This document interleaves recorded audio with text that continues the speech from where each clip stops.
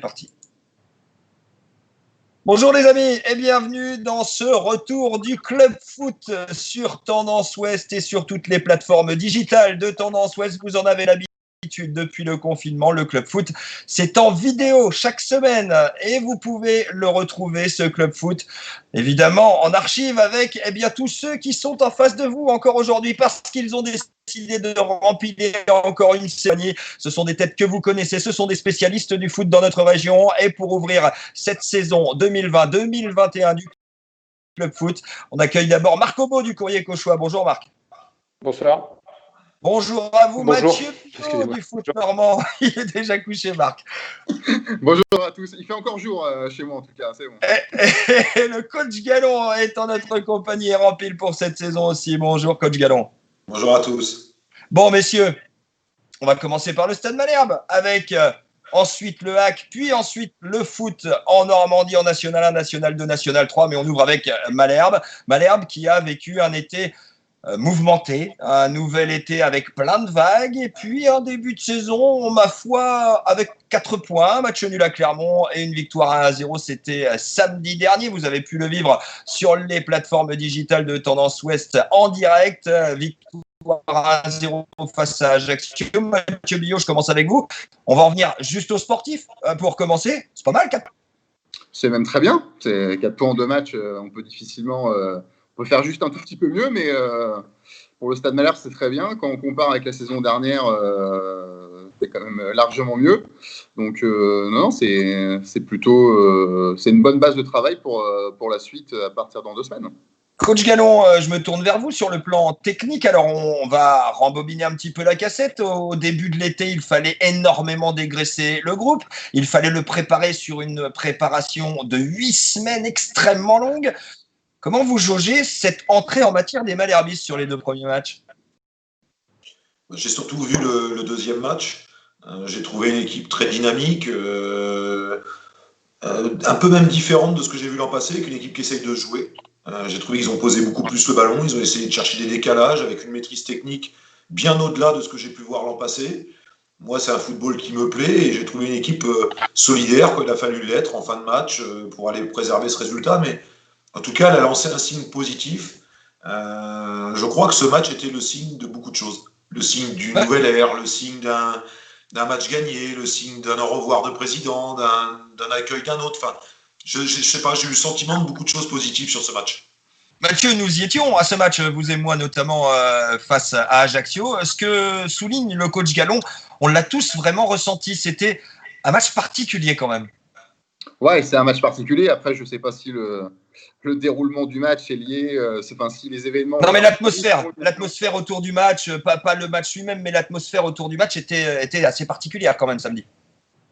Oui, moi j'ai surtout ressenti une atmosphère que les gens étaient heureux de retourner au stade et de revoir un match officiel du coup, parce certains d'entre eux avaient pu voir des matchs de prépa. C'est surtout ça que j'ai ressenti avec une belle petite ambiance mise malgré toutes les mesures qui sont prises sanitaires pour faire respecter. Donc c'est surtout ça que j'ai ressenti. Après forcément, à la fin du match, il y a eu les scènes de joie avec le nouveau président Olivier Piqueux. Après, j'ai pas ressenti que la coulisse a eu un impact sur le terrain, en tout cas sur ce match-là.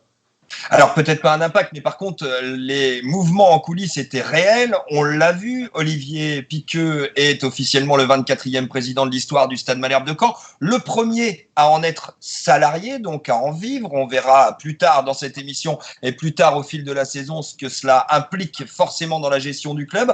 Au-delà de tout ça, coach Gallon, on a un Pascal Duprat qui, malgré les vagues, malgré tout ce qui s'est passé, reste dans sa ligne.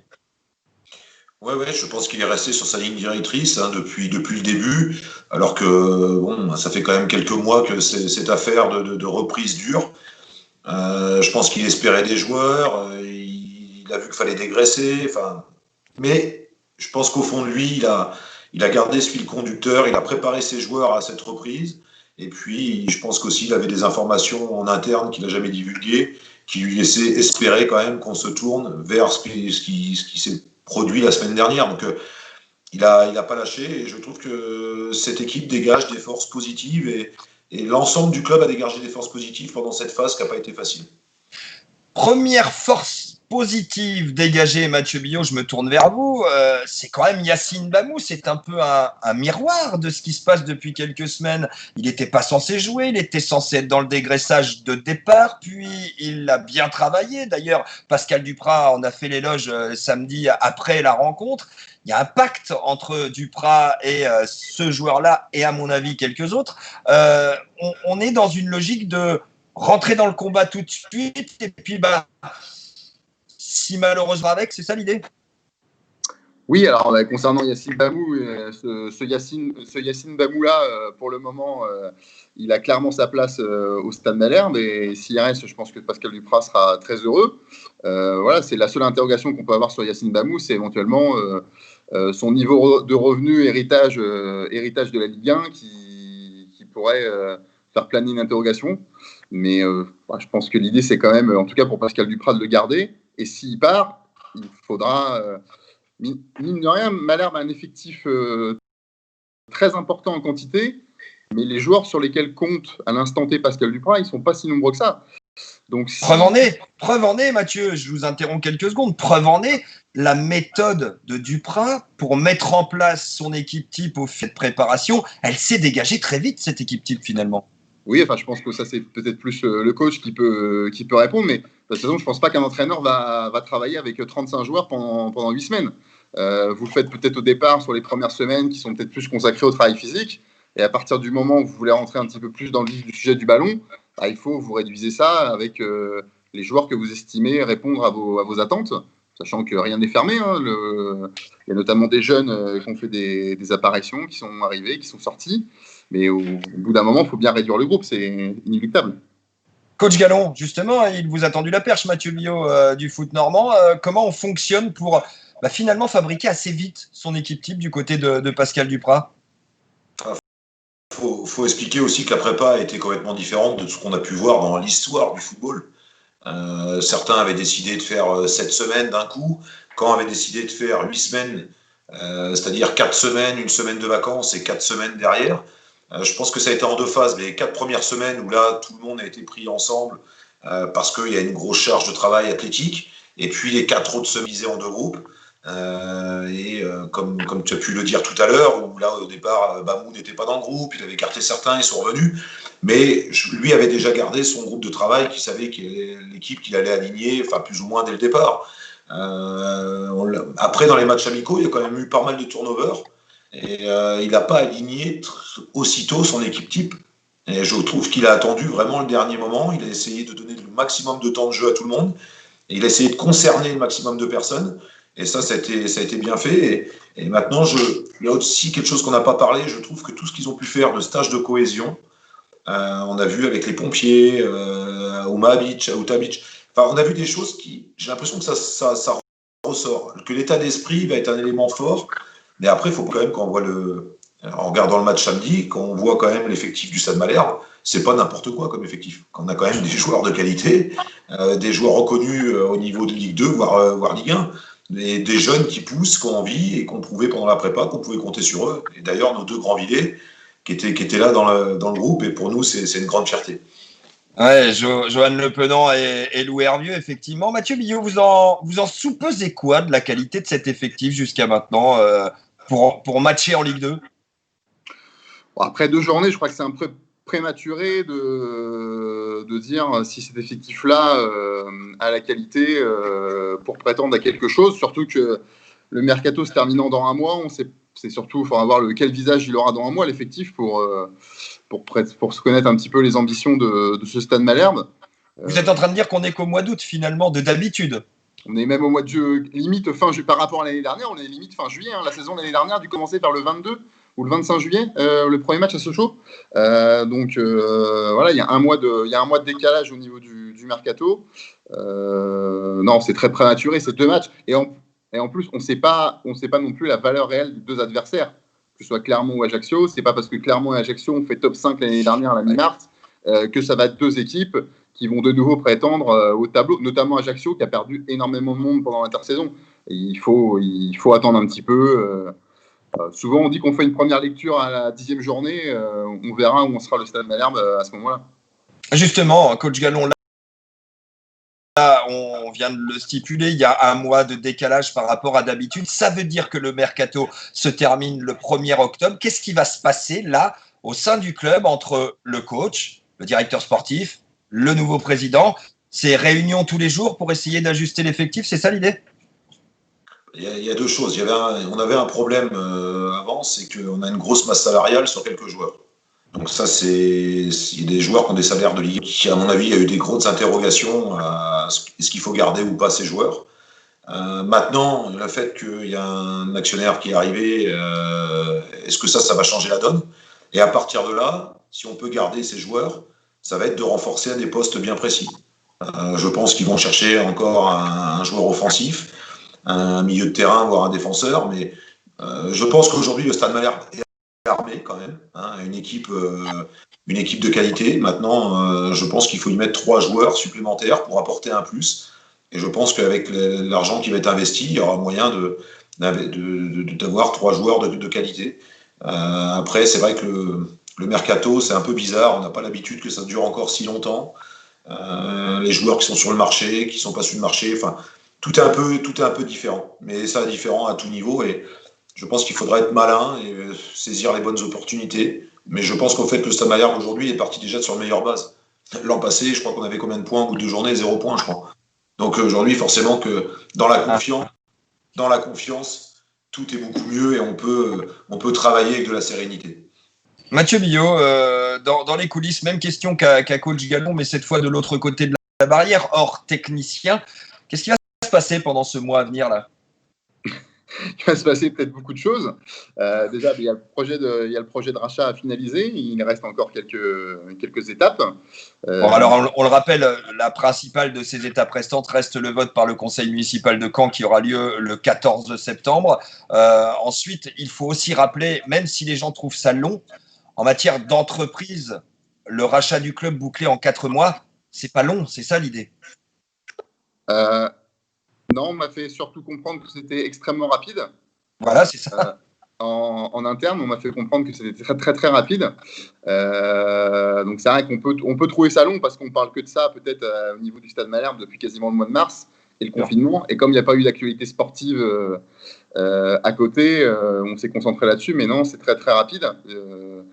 Donc maintenant, il reste quelques étapes. Enfin, maintenant, on a vu le communiqué des futurs anciens actionnaires, on va dire ça comme ça, qui ont acté le changement. Donc, faut faire. Il faut éventuellement voir s'il y a les moyens de recruter, continuer à dégraisser parce que l'effectif reste important avec des joueurs sur lesquels pour le moment, il va y avoir. Faut pas se leurrer, il va y avoir des prêts et des ventes dans le sens des départs, à coup sûr.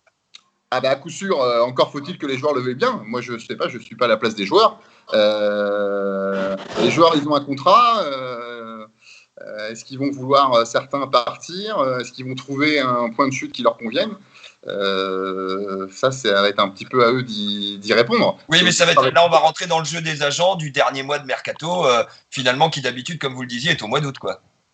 Oui, enfin on a quand même vu sur les derniers mercato au niveau du Stade Malherbe qu'on a toujours dit un tel il va partir, et au final il y a des joueurs qui sont restés. Donc en tout cas je m'avancerai pas pour dire que les 3-4 joueurs sur lesquels ne compte pas le Stade Malherbe ne seront plus cannés le 6 octobre. On va voir ça. Mais après les joueurs que Pascal Dupraz ne souhaite plus, est-ce que c'est des joueurs à fort salaire ou à petit salaire? Il y en a quelques-uns, je pense. Je ne connais pas le niveau de rémunération des joueurs, mais j'imagine pas qu'un Santi Ngom fasse partie des plus petits salaires du club.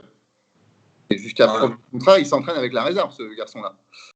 Donc, après, peut-être que sa situation va évoluer, peut-être qu'il reviendra dans les papiers du coach ou de la direction aujourd'hui. Et puis, plus vous rajoutez un Erwin Zelazny, plus éventuellement Arnold Isako, même si ce n'est peut-être pas les salaires les plus importants du club.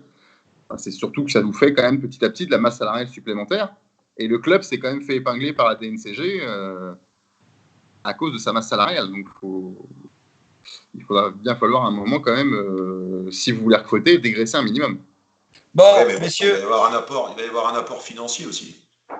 Et ça, faut. Mais il va y avoir repassage à la DNCG derrière. Il faut attendre quand même administrativement pas mal d'étapes aussi. C'est ce que l'on dit aussi. Et ça pourra peut-être pas être immédiat tout ça. En tout cas, messieurs, on y reviendra sur ce rachat puisque ça ne va plus tarder maintenant entre l'officialisation de la présidence d'Olivier Piqueux, l'officialisation du rachat très probablement, selon nos infos, juste après le passage au conseil municipal. On aura en tout cas beaucoup de cartes réunies pour avoir tout l'éventail de ce que va être ce nouveau Stade Malherbe de Caen sous bannière américaine. Allez, nouvelle rubrique. Vous n'êtes pas au courant, messieurs. Je vais vous demander votre top et votre flop du dernier match côté malherbiste. Le top pour vous, Mathieu Billot, pour commencer.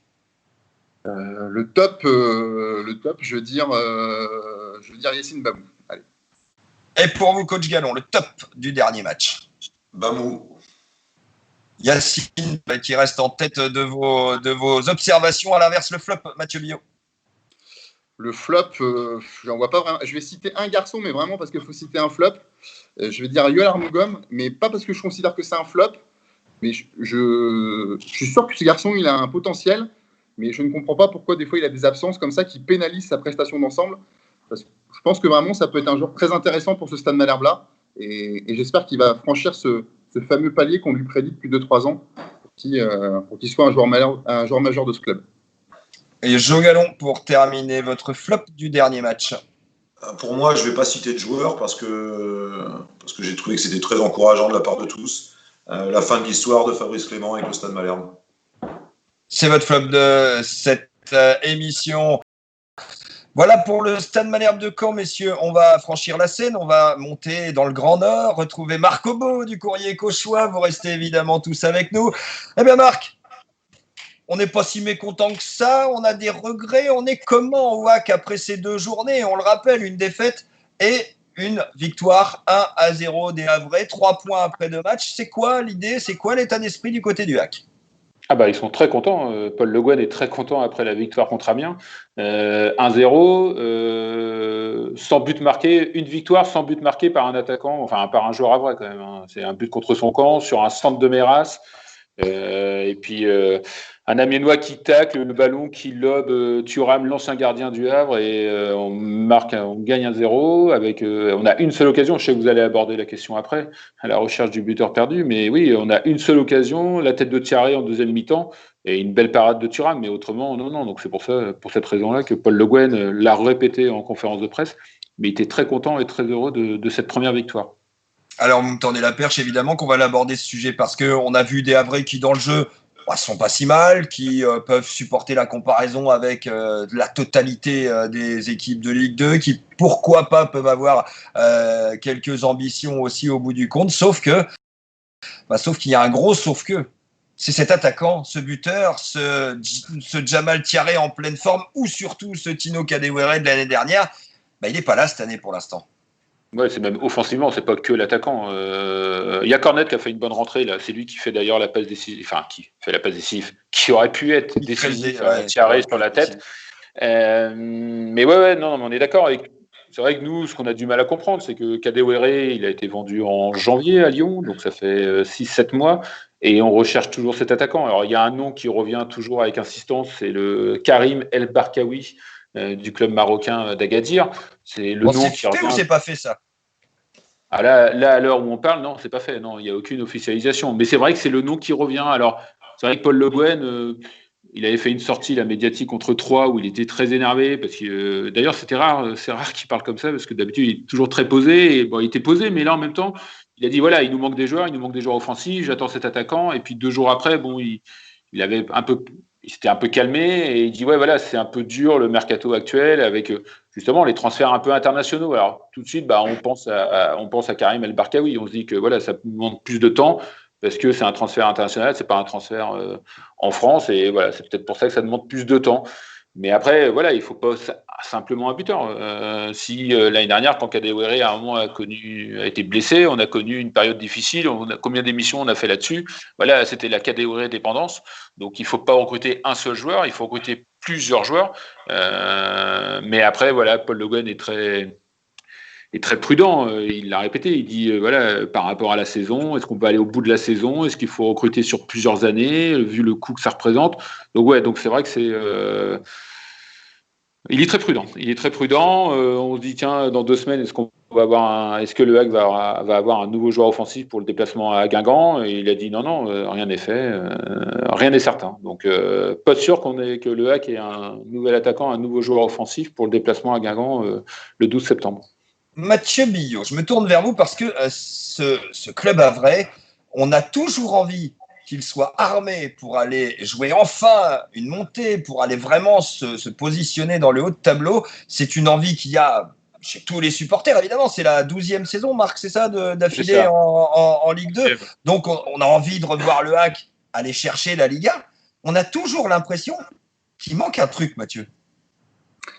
Oui, alors après, pour décrocher la montée, il y a aussi une question de moyens. Quand on voit la saison dernière, Lens et Lorient, et notamment Lens, c'est une équipe, c'est des dirigeants qui ont mis énormément de moyens financiers, et pas sur une saison. Lens, mais qui a mieux cette année? Qui a mieux cette année en Ligue 2?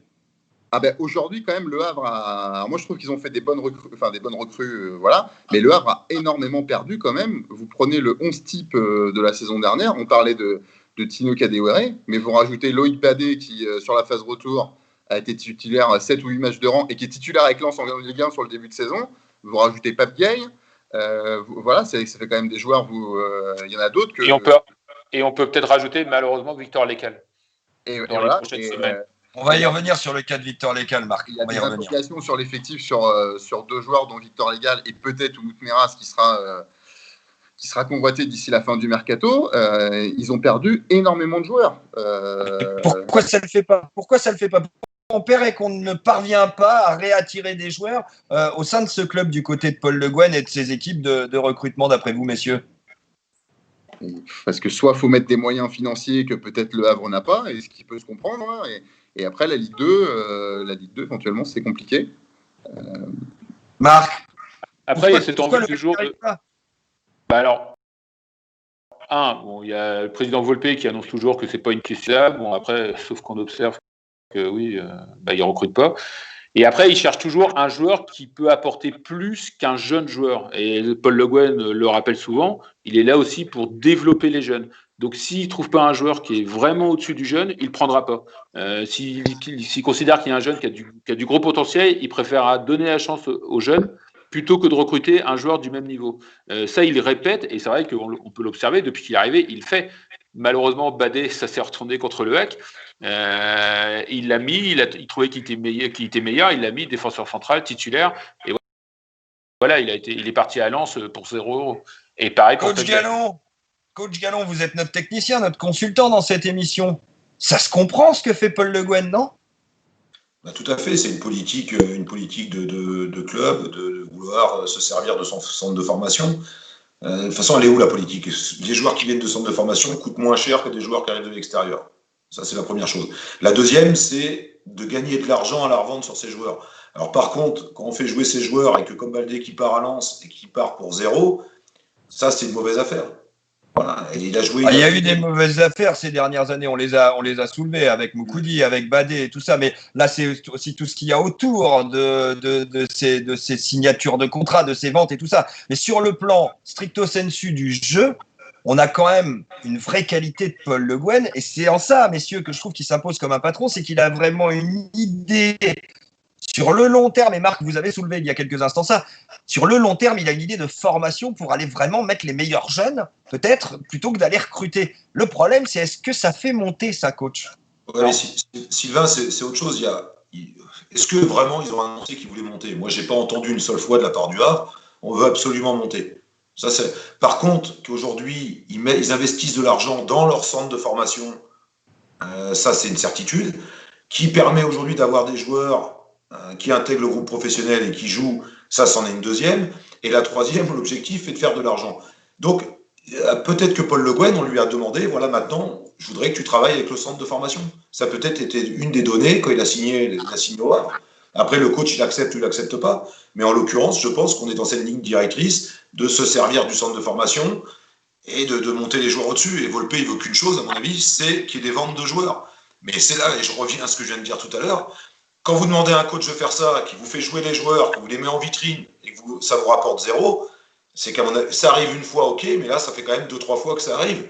Donc là, j'ai du mal à comprendre entre ce qui est voulu au départ et ce qui se passe à la fin.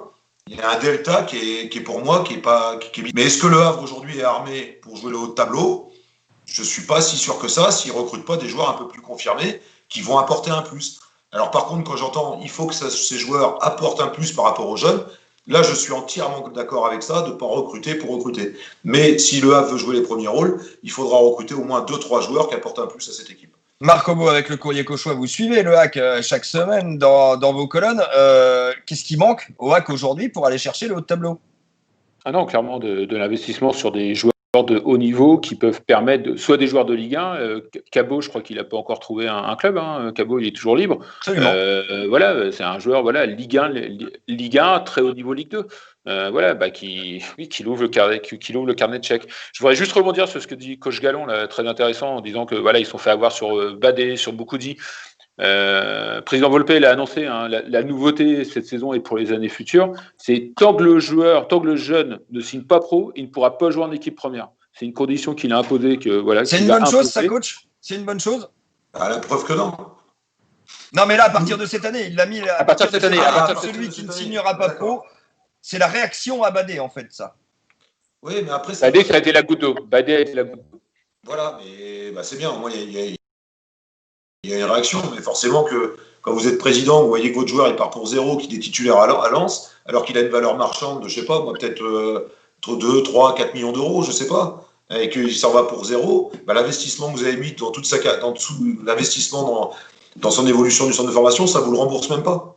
Donc, dans ces cas-là, ça sert à rien de faire de la formation. Pour faire 7 matchs et partir pour 0, ça sert à rien d'investir dans la formation. Donc, au moins, il y a une réaction. Et c'est clair que peut-être que le Stade Malherbe là-dessus avait un temps d'avance. Ils ont peut-être fait ça, mais au moins ça les couvre de ce genre de problème. Marc Obo, on va se projeter un petit peu vers l'avenir. Les 2-3 prochains matchs, notamment celui à Guingamp, sont très attendus pour le HAC. La petite pause qui arrive internationale, là, elle va servir à quoi, Paul Le Guen, selon vous? J'espère à trouver ces fameux joueurs offensifs, à les faire signer. On espère tout ça, mais honnêtement, c'est flagrant. Tout à l'heure, vous avez dit, ça produit du jeu, ça joue et tout. Ouais, enfin, offensivement, c'est stérile, quoi. 2 matchs, 0 but, et une seule. Alors, quand je disais ça, j'étais plutôt sur l'aspect de la solidité. Ce que l'on voit en début de saison me paraît solide. Voilà. Dans le bloc défensif, on n'est pas tellement mis en péril jusqu'à ce que Ertugrul Ersoy fasse absolument n'importe quoi à 3. Il n'y avait pas de péril, quoi. Il n'y avait pas de péril. Si, il va aussi peut-être apprendre parce que Bemba, sur le deuxième jaune, je ne sais pas si vous l'avez vu, mais il fait un tacle. Il n'y a pas lieu de faire un tacle ici, au rond central, deuxième jaune, début du match. On sait que le match d'avant, on a fini à 9. Enfin, bon, c'est un peu aussi une faute dommageable, mais finalement, on joue encore à 10 contre 11 pendant. Parce qu'après, il y a une expulsion vers la 82e, quelque chose comme ça. Donc pendant 30 minutes. Pendant longtemps, à 10. Je suis de nouveau à 10. Donc il va peut-être travailler là-dessus aussi, de dire à ses joueurs de moins se jeter, de plus cadrer, et puis de moins faire des fautes. On va dire, là, c'est des fautes bêtes, clairement, à ce niveau-là. Ils ne vont pas pouvoir compter sur un Gorgelin exceptionnel contre Amiens samedi soir. Il a fait des arrêts à la Neuer, ses pieds, là. Il était très, très fort. Ça va peut-être devenir la nouvelle mode. Mais non, mais Gorgelin, le HAC peut dire merci à Gorgelin. Allez, Marc Obo, vous allez également passer au petit jeu du top et du flop du dernier match. Le top pour vous au dernier match, on imagine que c'est l'homme dont vous venez de parler, évidemment. Exactement, transition parfaite. Donc Mathieu Gorgelin pour ses arrêts. Mathieu Billot, allez, vous avez vu des extraits, vous avez plongé forcément avec le foot normand dans ce match du Havre. Le top, pareil à Gorgelin? Oui, alors Gorgelin, c'est un top depuis qu'il est arrivé, parce que je pense qu'il est vraiment très très bon. Et moi, je mettrais un petit top général, même sur les 4 joueurs, hein, même si Mbemba forcément a fait une connerie là, avec son deuxième jaune, mais je trouve que les 4 joueurs qui sont arrivés sont quand même des joueurs sur le papier très intéressants. Donc le Havre n'a pas pris personne non plus, ils ont pris 4 joueurs qui pour moi sont intéressants. Ça suffit peut-être pas, mais c'est pas mal. Et le flop, en revanche, pour vous, Marc Obo? Bon, après, pendant 50 minutes, c'était pas mal, hein, mais je vais dire pour ce nouveau carton jaune et cette nouvelle expulsion, je vais dire Bemba. Et pour vous, Mathieu Billot? Les rouges d'une manière générale. Les 3 pris depuis les 3 trop de rouges. journées. Trop de rouges, les 3 rouges en 2 journées. Bon, messieurs, vous l'avez vécu également pendant le confinement avec l'apparition de ce club foot en vidéo. On s'intéresse aussi cette saison au foot régional, à nos clubs normands, nationaux. Il y a l'US Avranches et Quevilly Rouen Métropole qui luttent ensemble dans ce championnat de National 1. En National 2, nous avons votre US Grandville, coach Gallon, mais aussi le FC Rouen et la réserve du Stade Malherbe de Caen. Et en National 3, pour ceux qui découvriraient ce championnat, c'est un championnat exclusivement composé de clubs de notre région. Allez, un petit tour, messieurs, de l'ensemble de ce début de saison. Alors, je vais commencer avec vous, coach Gallon. D'un point de vue général, qu'est-ce qui vous inspire ce début de saison en National 1, National 2 et National 3 pour nos clubs normands? Je pense qu'on a vu Avranches avec un effectif complètement remodelé, avec beaucoup de départs, le Covid, ils n'ont pas pu faire comme ils voulaient. Je pense qu'ils ont su très bien réagir. Puis le coach Frédéric Hulot va continuer à bien faire jouer son équipe et je pense que est-ce qu'ils pourront être ambitieux comme l'an passé? Je ne sais pas, mais ça sera toujours une équipe qui a de la qualité et qui fera une saison sûrement dans les 8 premières places. Voilà. Après, Quevilly est parti sur un autre projet avec un nouveau coach. Je pense que c'est le temps que ça se mette en place. Mais je pense que l'ère de ce coach va apporter un sang neuf, va apporter quelque chose de nouveau, mais il faut laisser un peu plus de temps. Voilà, mais on aura 2 équipes qui seront dans le coup dans le championnat national, qui seront compétitrices, et ça, c'est important pour le foot régional.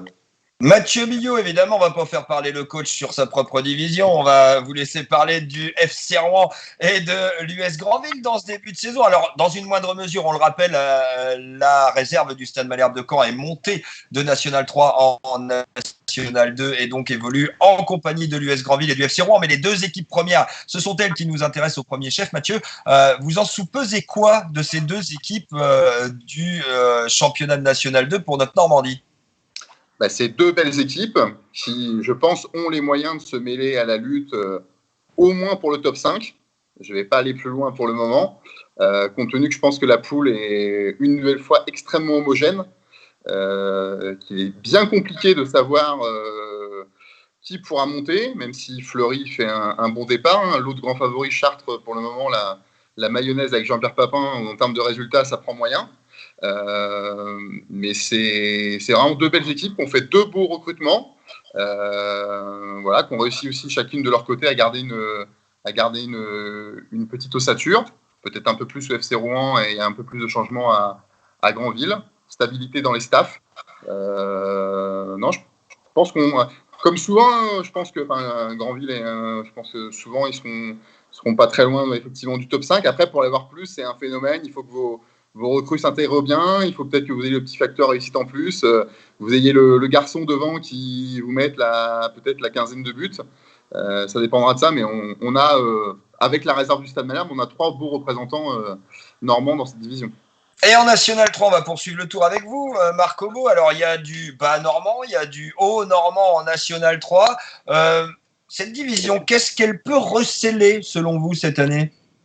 Il n'y a plus beaucoup de Normands, hein. Malheureusement. Il y a quand même une majorité, non? Je n'ai pas compté, mais il doit y avoir une majorité d'équipes bas normandes, non? En N3, non? Ah, peut-être une de plus cette saison. Ouais, peut-être une de plus. Ça doit faire 8 pour 6. Ouais, ça doit faire 8 pour 6. Nous, on a perdu Gonfreville déjà, qui était un peu notre club phare. Donc, et Grand Quevilly du côté de la banlieue rouennaise, exactement. Exactement. Déjà, ça commence par un match reporté pour la réserve du HAC. Pour un cas de Covid en U19. Cette réserve du HAC, sincèrement, Marc et Mathieu, est-ce qu'elle est capable de jouer la montée comme celle du Stade Malherbe de Caen l'année dernière? Est-ce que c'est une volonté, Marc? Non, c'est la formation. Ce qui compte, c'est la formation. Ils ont mis Mickaël Le Baïf, entraîneur, c'est la nouveauté, qui était entraîneur avant des U17, là, des U19 l'année dernière. Et là, il s'occupe de la réserve en National 3. En fait, il suit ses joueurs. Donc, c'est bien. Enfin, je sais pas, coach Gallon, je sais pas ce qu'il en pense, mais je pense que c'est la preuve qu'il suit ses joueurs, il suit la formation. C'est un intérêt vraiment pour former les joueurs. Non, moi j'ai envie de. Après, moi je laisse Mathieu parler des bas normands, mais moi les hauts normands, Dieppe j'aime bien. Dieppe parce qu'il reste vraiment sur les joueurs régionaux. Mathieu Gonel fait du super boulot et il a toujours dit, il recrute des joueurs toujours autour de Dieppe. Et là, il commence par une victoire. Il l'a dit, là, c'était important pour lui de repartir après ces longs mois d'absence de compétition. Moi, j'aime bien Dieppe, j'aime bien leur esprit, toujours dans une bonne ambiance. Moi, j'espère que Dieppe va faire un grand championnat cette saison. Bon, la balle vous est lancée, Mathieu, du côté des bas normands. C'est quoi votre petit club que vous avez repéré en National 3? C'est Dieppe pour Marc Obo, c'est quoi pour vous? Alors, moi, je vais en citer deux, mais pas forcément que des bas normands. Côté bas normands, je trouve que la Gécamp, c'est intéressant. Je les ai vus une fois en préparation. Ils ont une belle équipe, un bel effectif. Devant, ils ont des garçons qui peuvent faire mal. Peut-être que le coach d'ailleurs pourra en dire un mot. Je crois qu'il les a affrontés en amical, si je me trompe pas. Peut-être que je me trompe. Je me trompe totalement. Voilà. Non, visiblement non. Visiblement non. Et pour moi, je surveillerai aussi Wassel, qui est l'équipe reléguée de N2. Même si le coach Romain Djoubri annonce qu'il est plutôt parti sur un projet de reconstruction. Il y a un recrutement sur le papier intéressant. Voilà. Après, Dieppe aussi, c'est un club qui n'a pas perdu beaucoup de joueurs non plus. On a recruté 2-3. C'est comme un peu la N2, ça peut être des championnats qui peuvent être extrêmement homogènes. Et moi, la réserve du HAC, il faudrait quand même pour s'en méfier, même si ce n'est pas un objectif déclaré. Quand vous avez une bonne petite génération de jeunes, je pense que Le Havre en a une. Quand ça prend bien, ça peut devenir très intéressant. On l'a vu pour une autre réserve la saison dernière. Moi, je pense que la réserve du Havre peut être largement dans les 5 premiers. Bon, même jeu, messieurs, mais vous allez participer tous les trois et on va élargir National 1, National 2, National 3, votre top et votre flop du week-end, toute division mêlée, un événement que vous avez retenu, un but que vous avez vu, un joueur qui vous a marqué, un score qui vous a retenu votre attention. Allez-y, parce que là, en fait, le public ne le sait pas, mais vous le savez absolument pas. C'est qu'ils sont pas au courant, en fait, que j'allais leur poser ça, donc ils ont rien préparé du tout et c'est ça le plus marrant. Et je vais commencer par celui qui sourit le mieux, c'est Mathieu Billot, justement. Allez, je commence avec vous, Mathieu. Votre top et votre flop dans le foot fédéral normand. Eh bien, écoutez, je veux pas lui tresser de laurier, mais moi, mon petit top, c'est le recrutement de Paul Relais à l'US Granville. Voilà. C'est pas un garçon que je connais personnellement, je l'ai côtoyé un petit peu professionnellement, mais voilà, c'est le peu que je l'ai côtoyé, je l'aime bien. Je pense que c'est en plus un bon gardien qui sera amené peut-être à faire une carrière de nouveau professionnelle. Et je pense que c'est un super recrutement pour l'US Granville, c'est une super opportunité pour Paul Relais. Et je pense que les deux, ça peut faire un très bon match. Marc Obo du Courrier Cauchois, votre top du week-end en N1, N2, N3. Je vais rester sur Dieppe. En top, la victoire 3-2 là, face au club de Vire, de notre cher ami. Christophe Lécuyer, que l'on salue bien bas, effectivement. Coach Gallon, votre top du week-end dans les championnats fédéraux? Moi, j'en ai deux. J'ai la victoire de la réserve du Stade Malherbe à Blois, qui est un vrai beau résultat. Et la victoire de Dives pour son retour en N3. Je crois que c'est bien de retrouver ce club à ce niveau-là. Et l'on salue évidemment l'entraîneur de Dives, Philippe Clément, et j'ai une pensée également pour Laurent Moineau, l'ancien président. Successeur bien démarré dans ce championnat de National 3. On a fait les tops, on va faire les flops, on va prendre le même ordre et on recommence. Mathieu Billot, foot normand, votre flop à l'inverse de ce week-end. Les flops, je dirais peut-être un petit peu le flou qui entoure les championnats fédéraux et peut-être régionaux demain, autour de la Covid-19. On a vu un peu ce qui s'est passé à Avranches. Ils ont été touchés par des cas. Il n'y a pas de protocole très précis comme en Ligue 1, Ligue 2. Pendant la préparation, les clubs n'avaient pas accès aux vestiaires. Enfin, c'était pas très... Enfin, j'ai trouvé que ça me manquait un peu de clarté de la part de la fédération. Et je pense que les clubs de ces niveaux-là auraient besoin d'être peut-être mieux accompagnés par rapport à ce problème qui est assez important aussi pour les clubs. Marc Obo du Courrier Cauchois, votre flop du week-end. Je ne vais pas dire la même chose que Mathieu, donc je vais dire... mais c'est autorisé, hein. C'est autorisé, si c'est vraiment le sujet. Non, parce que je l'ai abordé tout à l'heure avec déjà la réserve du HAC. Non, je vais dire le nul de QRM au Mans, alors qu'il menait 2-0. Et il menait 2-0, et puis Le Mans revient grâce à un super Brahimi, un gaucher là, de super joueur, je ne sais pas si vous l'avez déjà vu. Et même au fin de match... Le QRM aurait pu. Et d'ailleurs, Bruno Ernest l'a parfaitement reconnu. Ouais, exactement. L'a parfaitement on va dire reconnu. ça pour le début de saison. Et Coach Gallon, on va finir avec vous. Le flop, ce qui a retenu dans le mauvais sens votre attention le week-end dernier en foot fédéral. 2 flops. Il y a eu 2 tops, il y aura 2 flops. La défaite de l'US Granville. Et la deuxième, c'est que avec ce fameux Covid, il y a des règles à suivre. Ça, on les suit, on est très précautionneux, on fait attention.